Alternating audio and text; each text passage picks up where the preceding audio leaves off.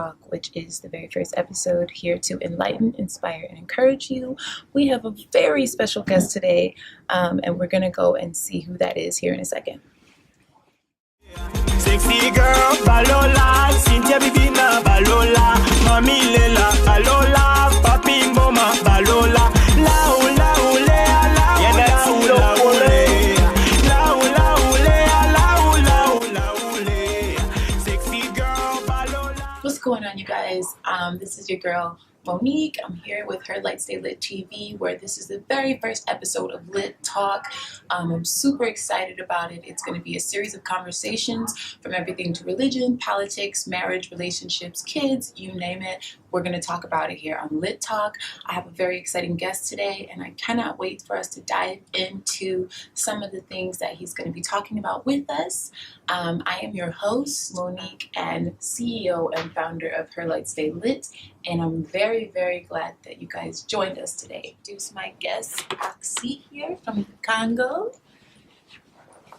Bonjour Monique. Bonjour. Ça va? Ça va bien? You look so beautiful. Thank you, thank you. You don't look too bad yourself. We're matching. Oh, We didn't. yeah, I see. We didn't intend to do that. So I'm super, super glad to have you here. Thank you. I'm very grateful to have you after hearing some of the things that you've accomplished in your own country and the things that you've done, even just getting here. So we're going to allow the guest to learn a little bit more about you, who Oxy is.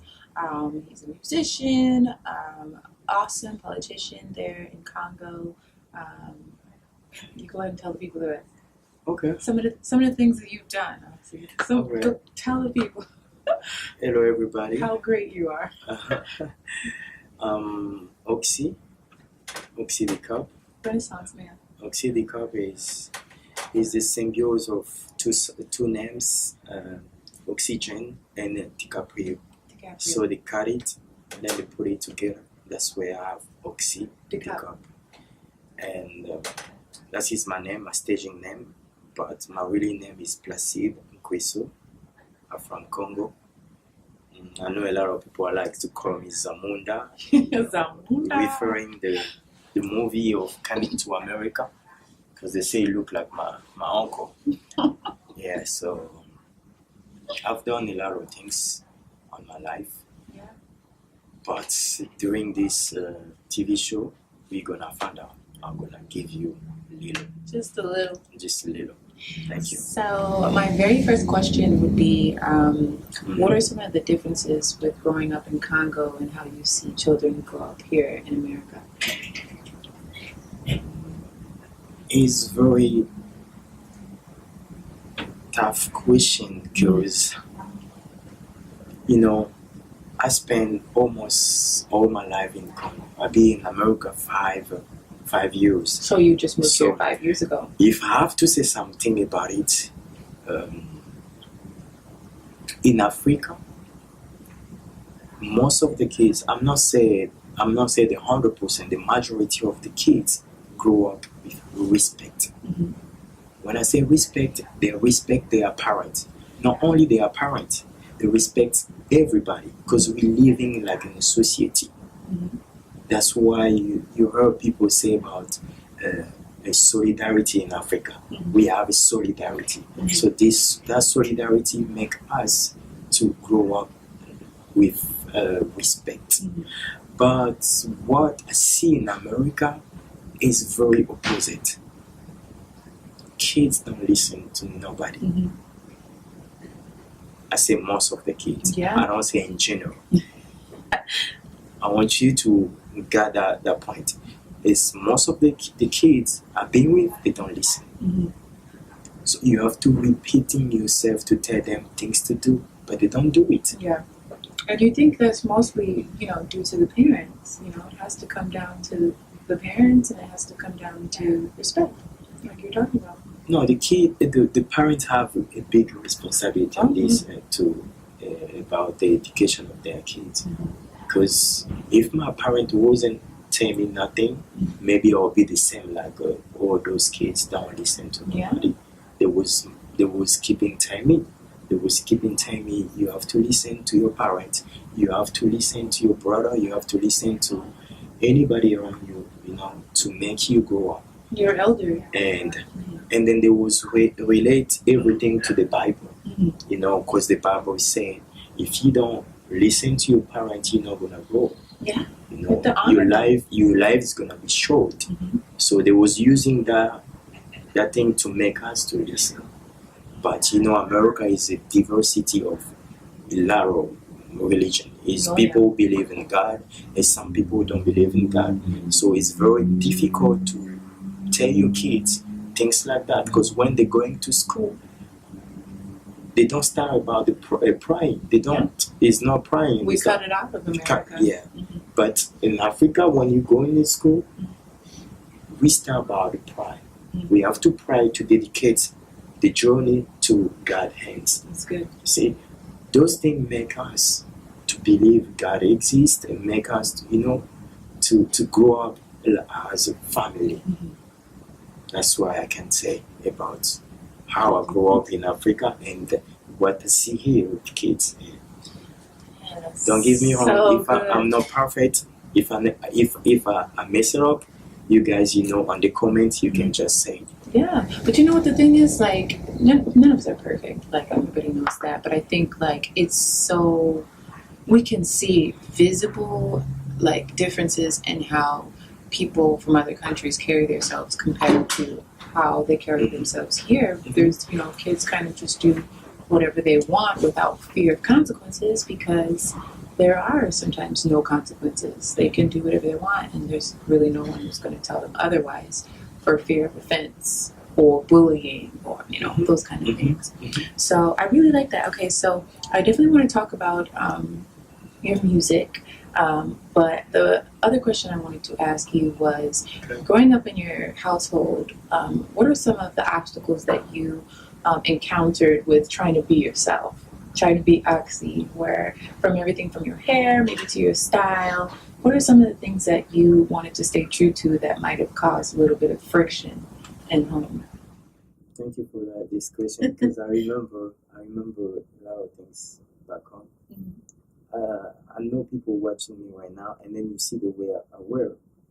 Those jeans I wear, I'll stand just a little bit. You see, you got different cut here. Those jeans. That's style. Here. It's the style. That's the style. If I wear these jeans in front of my dad's gonna tell me to take it off, because he says only homeless can wear cut clothes. If you are a person, you have a vision tomorrow, you have to wear decently. So you have to dress nice. So dress how you want to be addressed. Yes, but this is the things that back in my country, it wasn't letting me to be me. Because I was like to have my hair braid like this, but with my dad, it's no. It's not. With my mom, it's not, because it's not part of our culture. But things changing now because of the evolution of the world, the technology, stuff like that. Things change. That's good. But I remember it was the problem, a very big problem, to be having those style over there. Because daddy or mom want you to be nice, dress nicely. Put together. Yes, nicely. You have a suit, you have a dress nicely. You can't dress like somebody here is not right. So I mean, I don't know how you could say this. So what's the difference between people who dress well in Congo and the people who were like struggling? Like you could tell the absolute difference. Like those people are doing good, those people are not doing so good. Okay, this is here. This is the good question I was trying to say. That's very good. Here we don't know the difference sometimes. Okay, I want to tell you one thing. Okay. In Congo, dressing, I'm not talking about all Africa, because Africa is a continent. I'm talking about Congo. I know where I come from. Right. In the Congo, dressing is a part of the culture. Even you are poor, even you don't have nothing, you dress but well. the first thing you're gonna see people over there, they're dressing well. So it's not different between rich or poor people. But the really, really, really poor, you can see them. But when I say the modest people and the rich people, it's not different. They're dressing nice, but it's very different to say if that man That over there person is poor or is rich, Mhm. because dressing is part of our culture. That's why make me remember my president. Mhm. His name was Mobutu. Mhm. He was dressed very nice. Mhm. So I guess it's him who bring it part of our Gotcha. culture in Congo. If you see Our people And- are gonna look good. yes, anybody, if you know Congolese people, the first thing you're gonna know about the Congolese people is the way they dressed. They dress really nice. I love that. Yeah. Loving the beret. I'm loving the American representation. Yeah, because I'm in America, right? So But don't forget, I come from Wakanda. Wakanda forever. Okay, so speaking of that, tell us a little bit about your journey to coming to America and learning the language and how the difference between when you first got here and how well you've evolved since then. Okay. America is not easy, but it depends to person to another. It depends on my case, and I got background. It means I have a degree. Mm-hmm. I have a degree, master degree in communication, and also I speak almost 7 languages. So Kikongo, 7 languages. Kikongo, Kiswahili, Lingala, Français, English, Italian, and Chilo. So Amazing. I have a background. So to move up all my knowledge to English, it was very hard in the beginning because I can't understand nothing. And then I was feel like I was stupid in front of everybody when people were talking, and then me, I can't understand nothing. Mhm. And then I put myself to work. I go to different website. I go to YouTube, but the most of time I spend my time on YouTube, Mhm. listen to music, and then see the lyrics, and try to Piece together. put Mhm. everything together. And I have is one thing helped me a lot. It was when I was working the gas station. Mhm. And see all those American people coming try to talk to me, and then me, I was feeling like I was idiot, I was stupid, and it was crazy. It was a big experience for me. The gas station, The gas station, you're so going to encounter so Yes. many people Yes. throughout the day. because in the gas station you can see everybody, Mhm. right?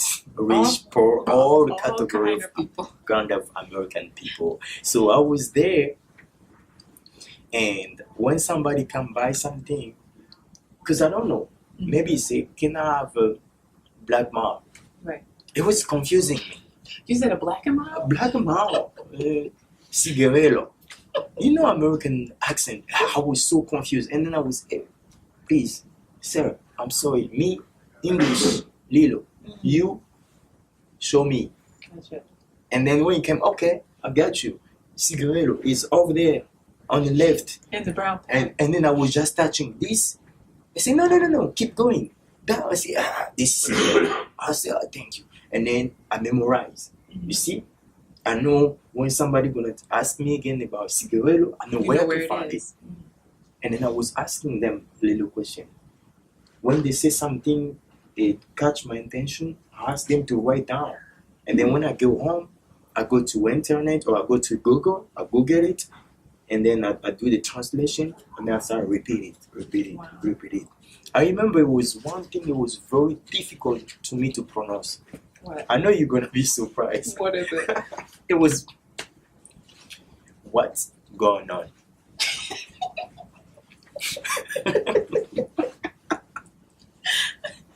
I'm telling you, that was what's going on. It was crazy. What's going on? Yes, Why that though? because I can't pronounce that. It was What's I was going God. on? I was what Gananani. It was so hard to me. Even I wrote down and then go home practice. And then it just come naturally. So the more words that you wrote down and studied, the easier it became. Like most things, you just began to repeat it, and it just kind of became habitual. So obviously, like speaking to people helped when you started to practice those words and speak to people, and now we can even tell. Like, go ahead. I'm really sorry. Is my phone moving there now? Busy man because you're over there. No, we don't do that. So I just want to thank you so much. Tell the people really quick where they can find you on social media, where they can find your music.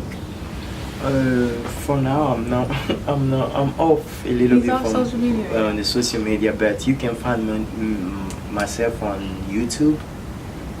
OC Dicop. Let me spell it. OX Wakanda Y space Leonardo DiCaprio.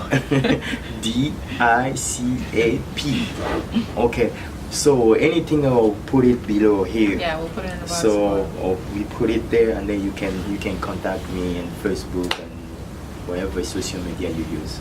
So once again, you guys, that was a very, very, very lit talk. I'm so grateful for Oxy to have been my first guest, and I'm thankful for you guys to have tuned in and watched it. If you liked it, make sure you smash that like button, hit the subscribe button, and make sure you stay tuned because we're going to have much more lit talks coming in the future. Until then, love, abundance, and light, and we'll see you later.